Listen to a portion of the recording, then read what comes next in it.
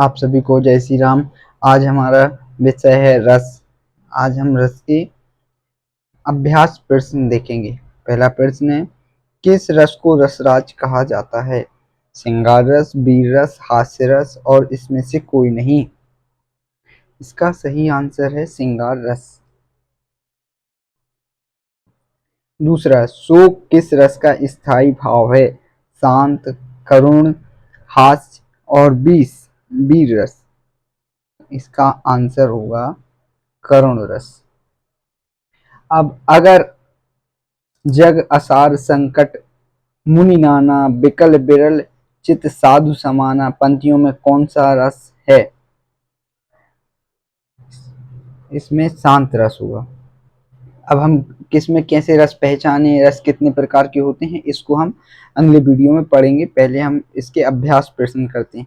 श्रृंगार रस की रस मैत्री किससे किससे है? श्रृंगार रस की रस मैत्री किससे है? रौद्र से, हास्य से, शांत से या भयानक से? तो इसकी शांत से। रस सिद्धांत का आदि प्रवर्तक कौन है? रस सिद्धांत के आदि प्रवर्तक भरत मुनि को माना गया है। आचार्य भरत ने कितने रसों का उल्लेख किया है? 7, 8, 9, 10। तो भरत मुनि ने 8 रसों का उल्लेख किया है। और शांतश्चन वाट्ये रसा स्मृतः कहकर 9वें रस की शांत प्रतिस्थापना किसने की है?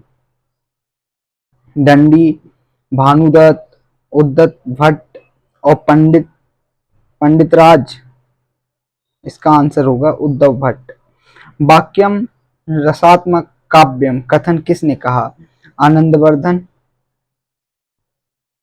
कुंदक, मट्टप, विश्वनाथ। तो इसका आंसर आएगा विश्वनाथ। श्रृंगार को रसराज की संज्ञा किसने दी है? भोजराज ने, आनंदवर्धन ने, भवभूति और भरत मुनि। इसका आंसर है भोजराज। अब हम आते हैं 10वें क्वेश्चन में। काव्य शास्त्र के अनुसार रसों की सही संख्या क्या है? 8, 9, 10, 11। तो 9। रस तरंगिणी किसकी रचना है? रस तरंगिणी किसकी रचना है? भयमय, विश्वनाथ, भामा है विश्वनाथ और भानुदत्त, दंडी। इसका आंसर है भानुदत्त। और संचारी भावों की संख्या क्या है? 27, 29, 31, 33। तो इसका आंसर होगा 33। और रस मंजरी के रचयिता कौन है? कुंदक, भानुदत्त, हेमचंद, भामा है भानुदत्त। केवल कवि की अनुभूति का सादरीकरण किसने माना? नंद दुलारी वाजपेयी, रामविलास शर्मा, रामचंद्र शुक्ल, डॉक्टर नागेंद्र। इसका आंसर आएगा डॉक्टर नागेंद्र।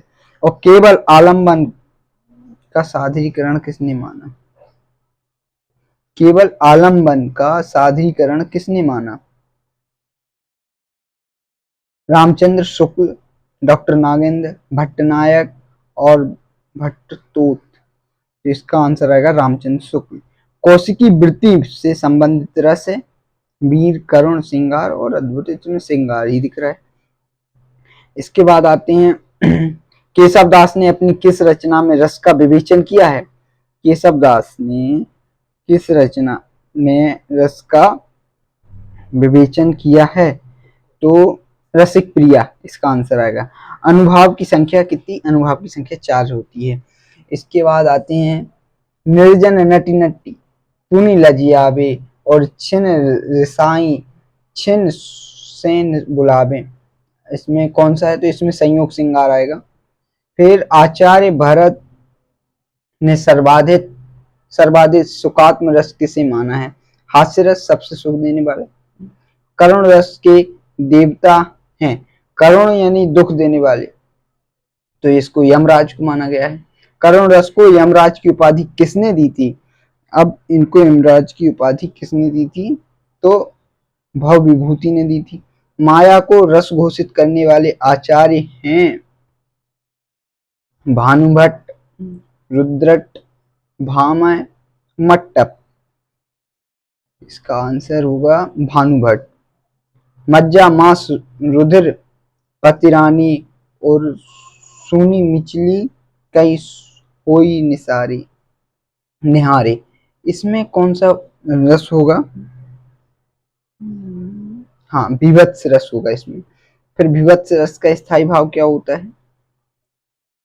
निर्वेद, क्रोध, विस्मय, जुगुप्सा, इसका जुगुप्सा ही होगा आंसर। और भारतीय